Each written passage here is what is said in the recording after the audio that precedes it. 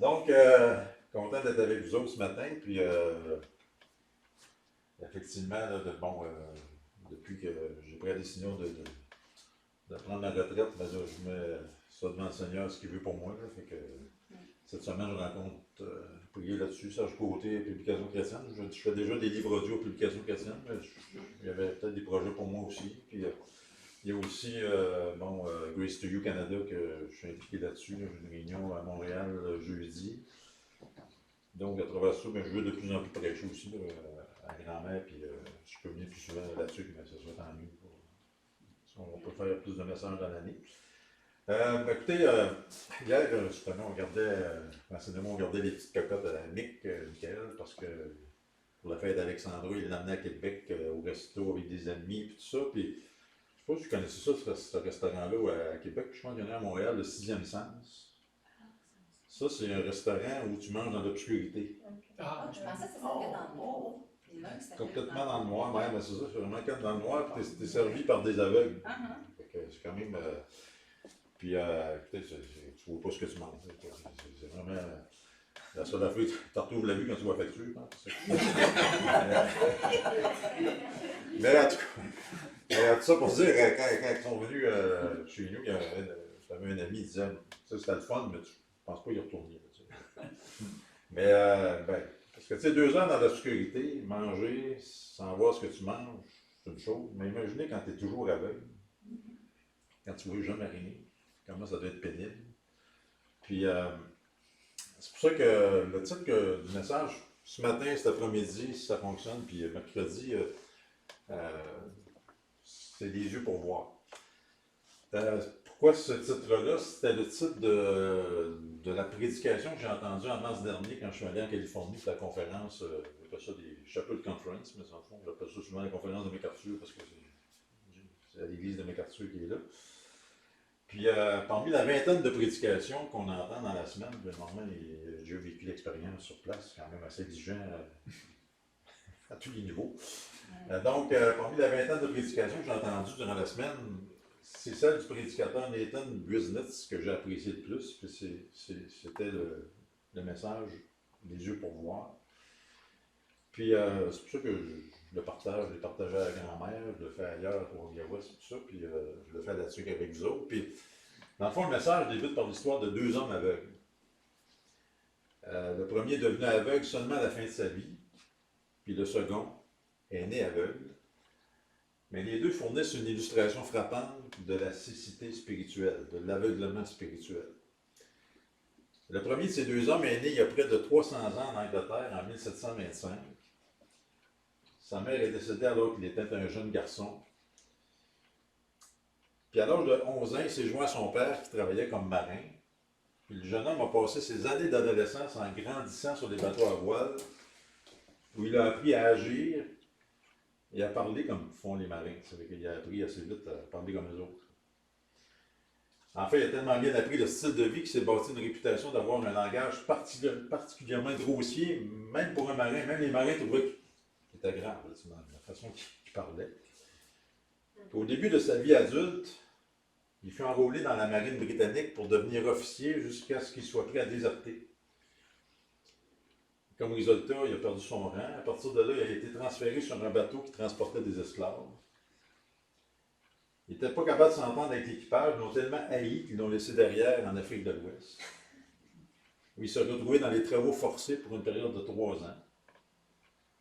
Éventuellement, il fut rescapé par un capitaine de mer que son père avait envoyé pour le trouver. Puis à son retour en Angleterre, il a continué à travailler sur des navires qui transportaient encore des esclaves.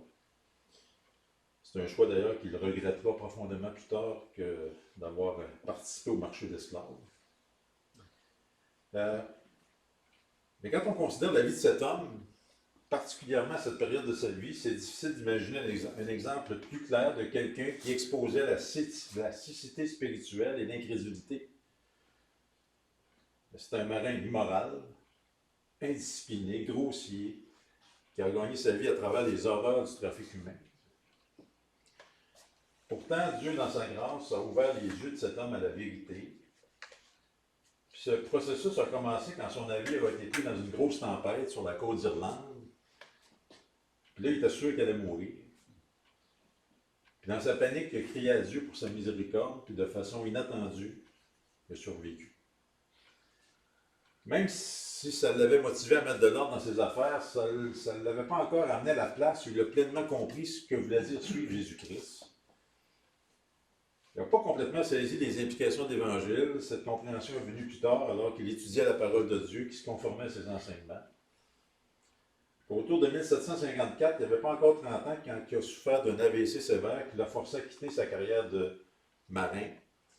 Puis là, il a commencé à étudier le grec, l'hébreu, puis 10 ans plus tard, une décennie plus tard à peu près, il est devenu pasteur. L'homme dont il est question, c'est le ministre du culte britannique bien connu et abolitionniste John Newton. Vous savez, quand il est arrivé à la fin de sa vie, Newton a expérimenté une cécité physique. Sa vision physique lui a fait défaut. Il a souffert d'une perte visuelle avant qu'il ne meure en 1807. Mais même si on lui avait demandé, même à la fin de sa vie, au sujet de sa cécité, il en aurait dit peu au sujet de sa vision physique, mais il aurait pointé vers ses années de jeunesse quand son cœur et son esprit étaient aveuglés par l'incrédulité. Puis ça me touche de voir ce qu'il a dit à la fin de sa vie. Il dit, même si ma mémoire s'estompe, je me rappelle clairement de deux choses. Je suis un grand pécheur et Christ est un grand sauveur. Et ça m'encourage parce que, tu sais, on vieillit, puis on perd la mémoire un peu. Moi, de plus en plus, de me dire à me rappeler des prénoms, des noms. J'ai eu de chance de quelqu'un, c'est quoi comment tu t'appelles? Ça va pas. Mais, il y a deux choses que le Seigneur ne permet pas qu'on oublie. Hein? On est un grand pécheur, on est des grands pécheurs, puis on a un grand sauveur. Puis je trouvais ça intéressant que John Newton, à la fin de sa vie, disait ça. Ces paroles-là sont celles d'un homme qui un jour était spirituellement aveugle, mais par la grâce de Dieu, il en est venu à voir la vérité de la foi qui sauve en Jésus-Christ. Alors, quelle histoire que celle de John Newton. Mais évidemment, je dois vous parler d'un deuxième homme aveugle, une histoire qu'on connaît bien. Contrairement à Newton qui a expérimenté la cécité à la fin de sa vie, ben, cet homme qu'on va voir ce matin, cet après-midi, mercredi, c'est un homme qui est né aveugle. Mais ce que les deux hommes ont en commun, c'est que les deux sont des illustrations frappantes de l'aveuglement spirituel, de cette incapacité à voir la vérité jusqu'à ce que Dieu ouvre les yeux de leur cœur. Puis on rencontre ce deuxième homme dans le passage que vous connaissez bien. Je vous invite à tourner dans Jean chapitre 9. Pour ce message ayant pour titre des yeux pour voir. Donc Jean chapitre 9, et évidemment tantôt on ira voir le verset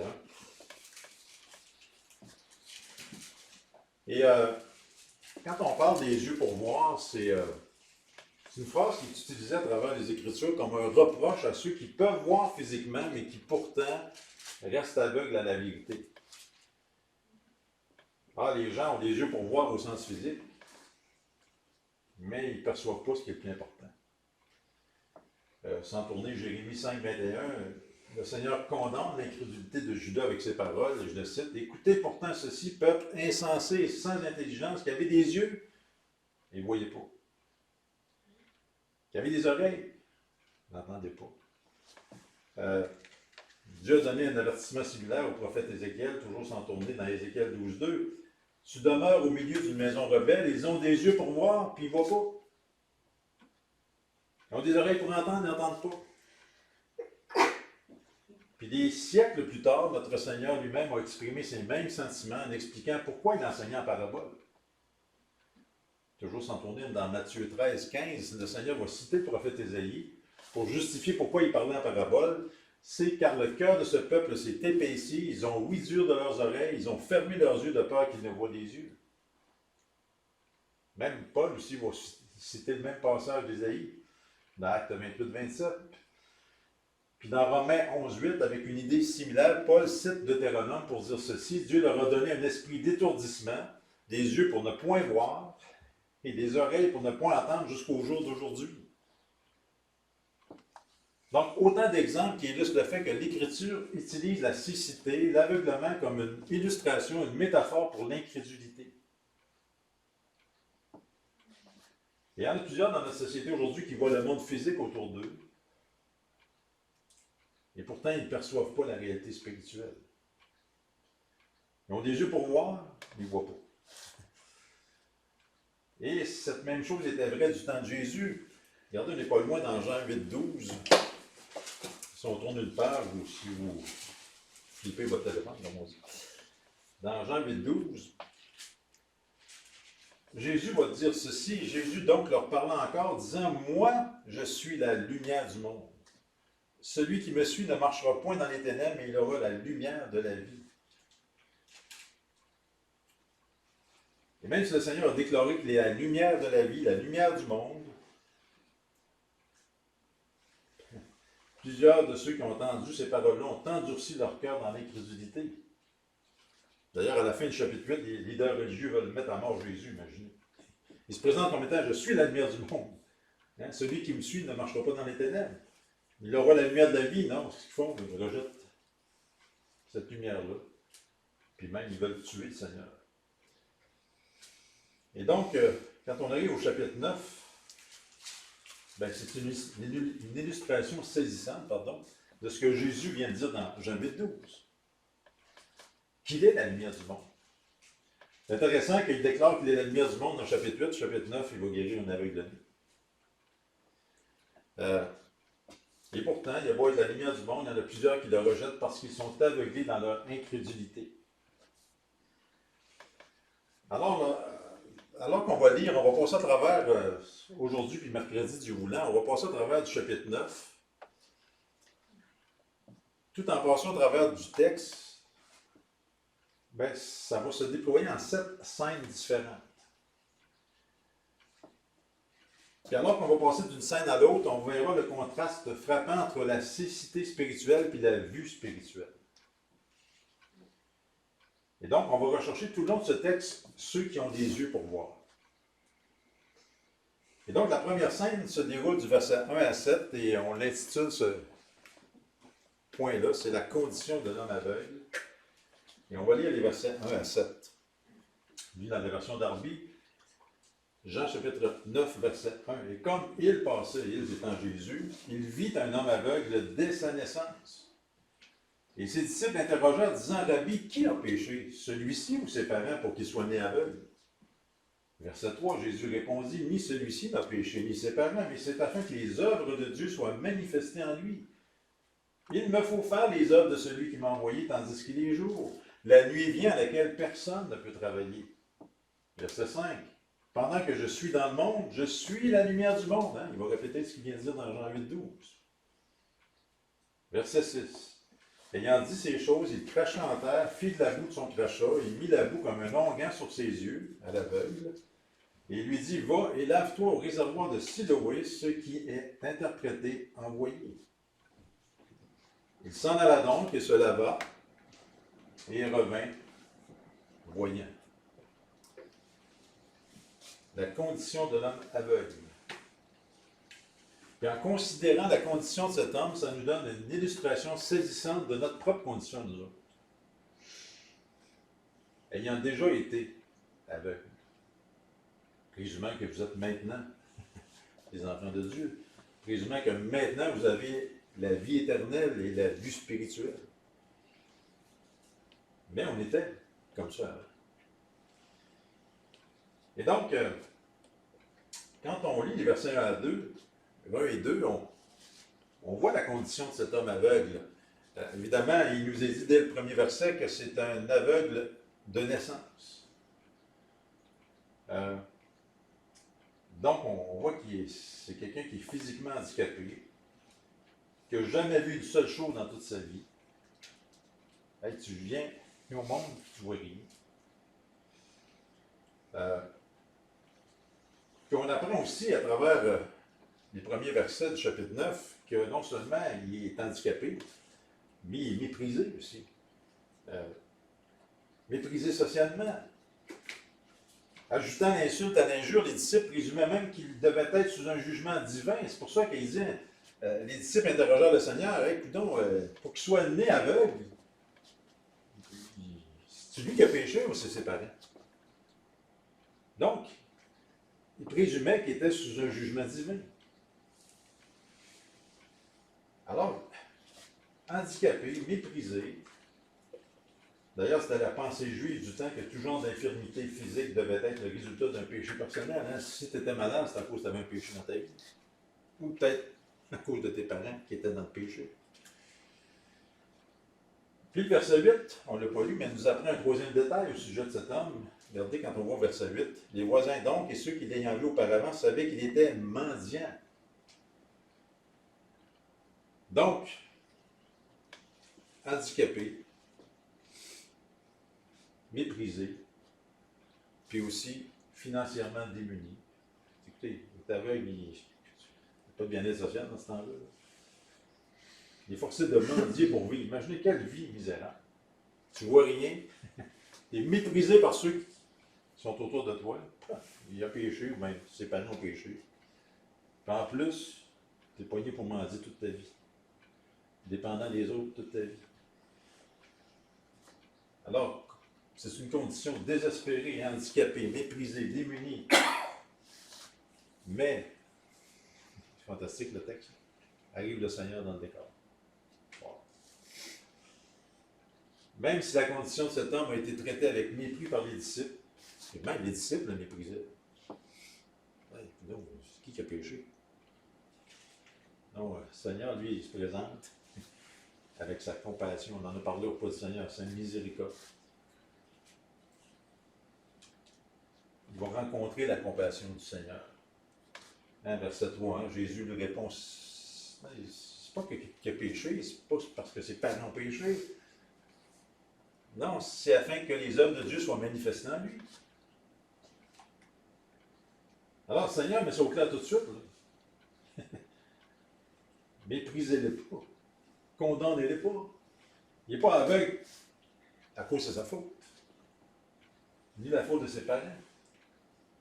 Non, c'est plutôt quelque chose que Dieu a prédéterminé pour qu'il puisse manifester ses œuvres. Et ça nous rappelle nos propres épreuves dans nos vies. Quand on est un enfant de Dieu, Dieu contrôle toutes choses, Dieu contrôle nos épreuves pour sa gloire. On ne comprend pas toujours, mais c'est pour sa gloire. Mais maintenant, c'est vrai que le péché personnel peut avoir des conséquences physiques. Hein. Quelqu'un qui pêche peut provoquer chez lui des conséquences physiques. Mais c'est mal d'assumer que quelqu'un qui souffre d'une maladie physique est obligatoirement sous le jugement de Dieu. Et même les disciples auraient dû mieux savoir s'ils avaient connu l'Ancien Testament mieux que ça, parce qu'un des exemples les plus célèbres dans l'Ancien Testament, c'est Job. Qui a souffert grandement, même s'il n'avait rien fait de mal en particulier. Puis Jésus l'explique dans ce texte, comme dans le cas de Job, c'est le même cas pour cet homme, il n'a rien fait de mal en particulier pour être aveugle de naissance. Au verset 4, le Seigneur parle du temps qui lui reste dans son ministère terrestre, alors qu'il anticipe la croix, hein, quand il va dire « Il me faut faire les œuvres de celui qui m'a envoyé tandis qu'il est jour ». Le Seigneur sait qu'il a un temps limité pour faire les œuvres du Père. Puis ça aussi, on a déjà fait un message là-dessus, je pense à là-dessus, mais sur ce verset-là, ça nous rappelle, nous aussi, qu'on a un temps limité pour faire les œuvres de Dieu. Au début du mois d'août, au mois d'août, je savais déjà que j'allais prendre ma retraite, puis j'étais conférencier pour le camp familial au camp de Rochette, puis mon thème, c'était « Ne gaspille pas ta vie ». Puis ce qui m'a incité à prendre l'offre de départ, parce que j'aurais pu insister pour rester jusqu'à 65, puis ce qui m'a incité à prendre l'offre de départ, c'est que, tu sais, 61 ans et demi, il reste moins qu'il en restait pareil. Puis le peu de temps qu'il nous reste, bien, qu'on puisse faire les œuvres de Dieu, le temps qui nous reste. Puis le Seigneur était conscient de toute éternité, de son temps limité sur terre, pour faire les œuvres du Père. Il anticipait la croix, puis au verset 5, il réitère sa déclaration antérieure du chapitre 8, verset 12, en disant qu'il est la lumière du monde. C'est d'ailleurs la réalité que l'homme aveugle va expérimenter dans ce texte. Hein, que Jésus est la lumière du monde. Il va l'expérimenter de façon physiquement, puis spirituellement. Donc, ainsi, la condition physique de cet homme, étant né aveugle, sera utilisée par Dieu pour rapporter la gloire à son Fils, alors que Christ accomplit son ministère terrestre menant à la croix. Puis, par ce miracle, il va démontrer hors de tout doute qu'il est vraiment la lumière du monde. Quelle meilleure façon de le démontrer que de guérir une personne aveugle, qu'il est la lumière du monde?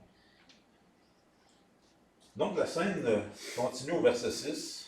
On va relire 6 et 7. Ayant dit ces choses, il cracha en terre, il fit de la boue de son crachat, et mit la boue comme un onguent sur ses yeux, lui dit, va et lave-toi au réservoir de Siloé, ce qui est interprété envoyé. Il s'en alla donc et se lava et revint voyant. Un peu comme il l'a fait au 6e jour de la création dans Genèse 2, 7. Dieu le Fils prend de la terre, fait de la boue, et place tout ça sur les yeux de cet homme-là. Le prédicateur en Californie, elle même a dit, suggérait peut-être que le Seigneur est en train même de façonner des nouveaux yeux pour cet homme-là, pour donner à cet homme une vue physique. C'est intéressant, il l'envoie se laver au réservoir de Siloé, là à Jérusalem, près de la vieille ville de David, et c'était à cet endroit même où l'eau était puisée pendant la fête des tabernacles, que Jésus avait récemment célébré dans Jean 7, 37 à 39, sans tourner. C'était cette même eau amenée à cette fête que le Seigneur maintenant utilise pour faire cette déclaration qu'il était l'eau de vie.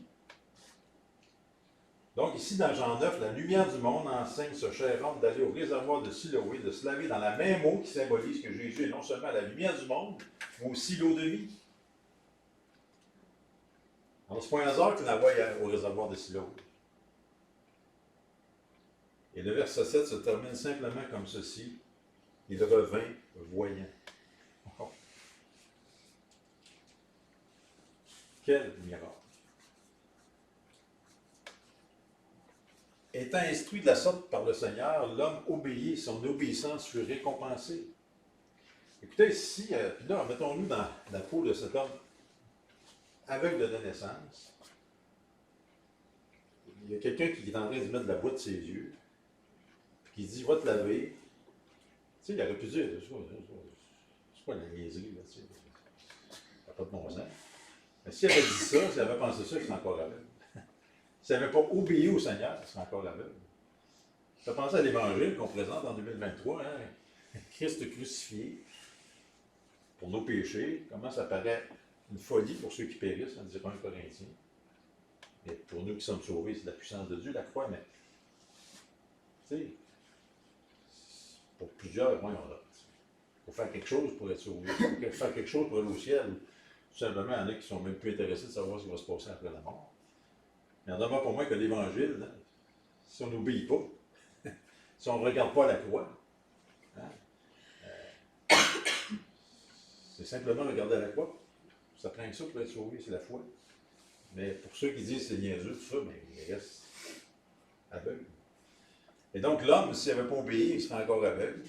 Non, il a obéi, puis son obéissance fut récompensée, puis celui qui n'avait jamais rien vu est soudainement capable de voir. Comment ça devait être incroyable. Tu sais, je voyais le mec et sa gang hier, il était content de sortir du restaurant quelque part, sortir de l'atmosphère.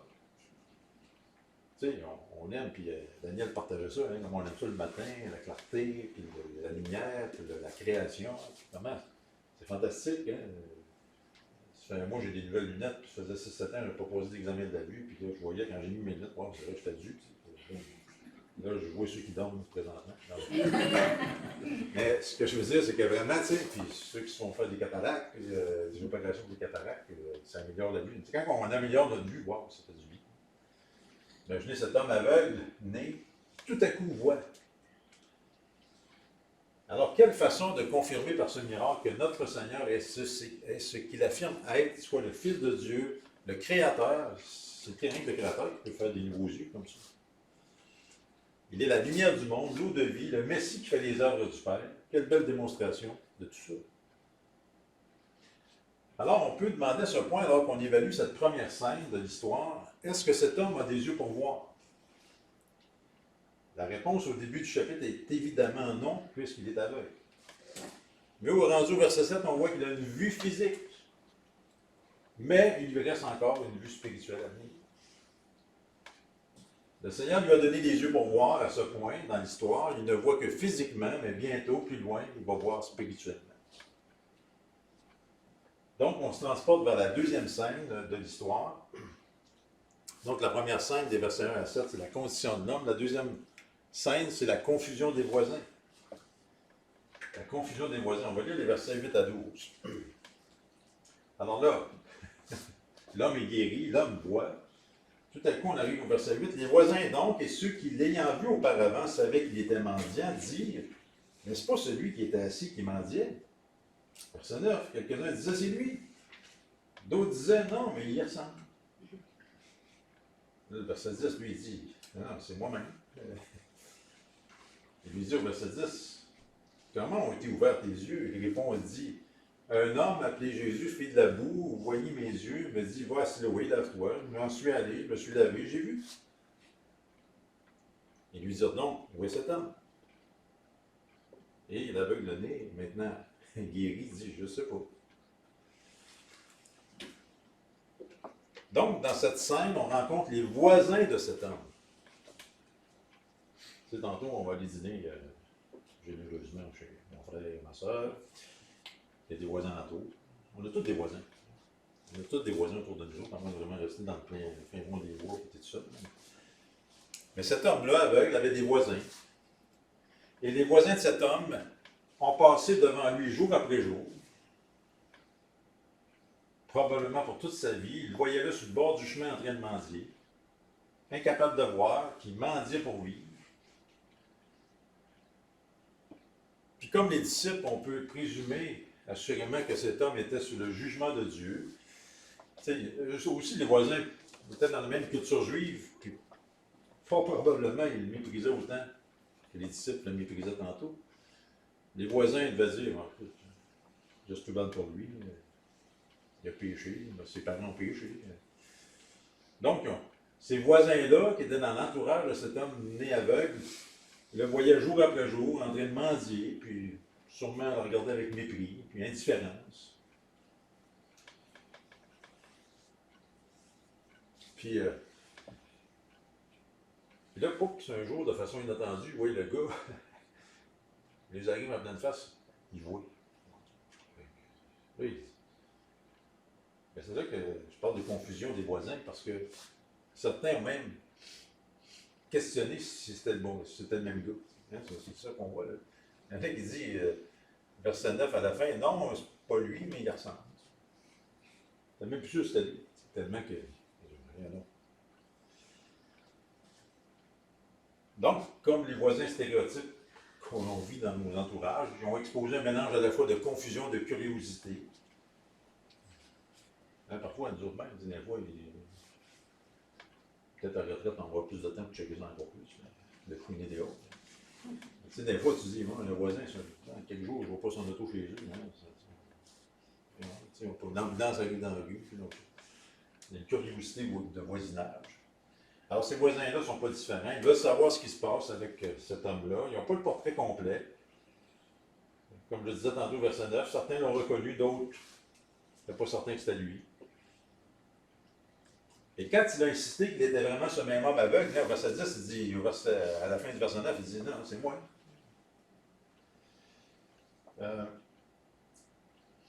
La réponse des voisins, c'est encore du scepticisme. Hein, parce que là, au verset 10, comment c'est arrivé ton affaire? Comment ont été ouverts tes yeux? Ben là, il va répondre, il y a un homme qui s'appelait Jésus. Mais ils ne sont pas encore satisfaits. Là, au verset 12, on va dire, il est où cet homme-là? Tu nous parles d'un Jésus là, qui t'a ouvert les yeux. Il est où? Mais l'homme aveugle, il répond, honnêtement, je ne sais pas où il est. Ben, c'est sûr parce que quand il a été guéri, il était aveugle avant. Puis là, Jésus l'a guéri. Jésus l'a mis de la boîte. En bon québécois, il l'a envoyé se laver, mais en fond, l'homme aveugle n'avait jamais vu Jésus encore. Une fois guéri, il est où Jésus? Je ne sais pas. Il est où cet homme-là? Mais parce que les voisins ne sont pas satisfaits par la réponse qu'ils donnent, on va voir par la suite qu'ils vont se tourner vers les chefs religieux. Ils ne sont pas contents de la réponse. Mais c'est quand même étonnant, ces voisins-là se sont vus donner ce rare privilège d'être témoins d'un miracle. Hey, ce gars-là, ils l'ont vu, jour après jour, aveugle-né, connaissait probablement même son prénom, son nom. Mendiant à chaque jour. Là, il arrive en pleine face dans la maison, il voit. Il commence à se demander si c'est le bon gars. Puis là, comment c'est arrivé dans l'affaire? Puis là, ouais, ton homme Jésus, il est où? Tu sais, ils ont complètement passé à côté du miracle qui était devant eux. Hey, un homme qui était aveugle dans leur communauté depuis des années, le petit gars aveugle, probablement qu'il l'appelait comme ça. Non, non, on le voit, il peut voir maintenant. C'est Jésus qui l'a fait, mais ils ne comprennent pas, ils passent à côté du miracle. Et sûrement que l'homme aveugle était étonné de leur réponse. Hey, lui, là, écoutez, là, on se met dans sa peau, là. Tu n'as jamais rien vu, puis là, tu vois comment il devait être excité, là. Il arrive dans son voisinage. Là, les voisins, au lieu de célébrer, de dire, waouh, c'est le fun ce qui arrive, waouh. Non, non, ils commencent à la questionner. Ils sont sceptiques. Même, ils ne pensent même pas que c'est lui. Alors, on pose la question qu'on a posée dans notre première scène. Est-ce que ses voisins ont des yeux pour voir? Physiquement, oui. Mais spirituellement, non. Non, ils étaient aveuglés par leur scepticisme, leur incrédulité. Le résultat de tout ça, c'est qu'ils ont manqué le miracle qui se tenait juste devant le face. Le scepticisme. On a le temps pour d'autres points. Donc, on passe de la condition de l'homme et de la confusion des voisins. Le troisième point, c'est la consternation des pharisiens. Consternation des pharisiens. Regardez le verset 13 à 17, c'est notre troisième scène. Alors là, les voisins ne sont pas contents de la réponse. Ils disent, il n'est même pas capable de nous dire, il est où cet homme-là? Alors, qu'est-ce qu'ils font au verset 13? Les voisins, ils amènent l'homme aux pharisiens. Ils amenaient aux pharisiens celui qui auparavant avait été aveugle. Verset 14. Or, c'était un jour de sabbat que Jésus fit de la vie et qu'il ouvrit ses yeux. Les pharisiens donc aussi lui demandèrent encore comment il avait recouvré la vue. On va s'arrêter là pour l'instant. Donc, ne sachant quoi faire avec cet homme autrefois aveugle, les voisins l'amènent aux pharisiens, les experts religieux locaux. Puis là, c'est souligné dans le texte que Jésus a fait ça un jour de sabbat. Pensez-vous que c'est un hasard, ça? Aucun hasard avec le Seigneur. Jésus avait fait déjà d'autres miracles le jour du sabbat. Il faisait par exprès, d'ailleurs, pour faire ça le jour du sabbat. Pourquoi il faisait par exprès? Parce qu'il faisait ça pour démontrer qu'il est le Seigneur du sabbat. Hey, je suis créateur. Je suis Seigneur. Il voulait ainsi confronter directement le traditionnalisme rabbinique religieux. Il voulait confronter directement le judaïsme pharisaïque superficiel. Rappelez-vous, dans Jean 5, on n'ira pas voir le texte, hein? Jésus guérit un homme infirme près du réservoir de Bethesda, mais le jour du sabbat encore. Puis rappelez-vous, lorsqu'il a dit à cet homme paralytique, maintenant guéri, prends ton petit lit et marche. Mais parce qu'il a dit ça le jour du sabbat, ça représentait un travail selon les restrictions rabbiniques extra-bibliques. De prendre son petit lit et de marcher, c'était épouvantable parce qu'il travaillait. Au lieu de se réjouir, il y a un homme paralysé qui est guéri. Puis même, pire que ça, à cause de ça, les pharisiens voulaient mettre à mort Jésus encore. Alors, ces règles du sabbat que les pharisiens cherchaient à appliquer n'étaient pas bibliques, c'était des additions rabbiniques à la loi mosaïque. On ne prendra pas le temps de tourner dans Marc 7, verset 1 à 13. Jésus confronte directement les pharisiens pour leur hypocrisie. Parce qu'en fait, ils avaient élevé les traditions de l'homme au-dessus de la parole de Dieu. Il a fait une réprimande similaire dans Jean 7, 23 pour relever l'incohérence des pharisiens. Non, non, les miracles de Jésus le jour du sabbat démontraient qu'il est le Créateur. Il est le Seigneur. Il est le Fils de Dieu. Il est le Seigneur du sabbat. Et là, lorsqu'on retourne dans notre texte de Jean 9, cette même tradition rabbinique, c'est une pierre d'achoppement que ces pharisiens ne peuvent pas surmonter. Regardez, verset 15, les pharisiens demandent à l'homme d'expliquer comment il avait retrouvé la vue. Puis là, il le raconte encore. Verset 15, il a mis de la boue sur mes yeux, je me suis lavé, je vois. Qu'est-ce qu'il veut qu'il dise autrement? C'est ça qui est arrivé.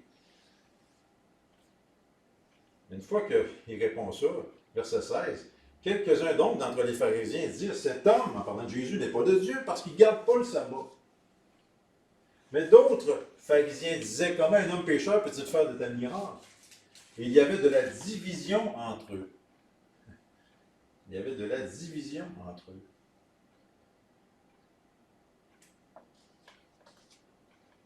Donc, ça, je parle de consternation des pharisiens. Les autres sont consternés par rapport à ce qui se passe. Là. Bon, là, écoute, cet homme Jésus, de toute façon, il le déteste à mourir déjà. Pour justement faire des choses le jour du sabbat. Mais là, ils ne peuvent pas nier l'évidence que là, l'homme aveugle le voit.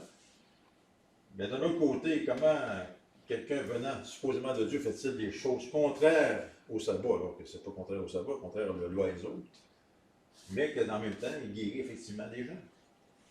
Il y a cette consternation chez les pharisiens. Hein, ils ne gardent pas les règles du sabbat qu'on essaie d'imposer, mais ils donnent aux aveugles la capacité de voir. Ils ne savent pas quoi penser de Jésus, dans le fond. Ils sont tellement pognés avec les lois rabbiniques qui se sont imposées et inventées eux-mêmes. Ils sont indécis. Puis là, les chefs religieux sont tellement indécis qu'ils décident de demander l'opinion de l'homme aveugle.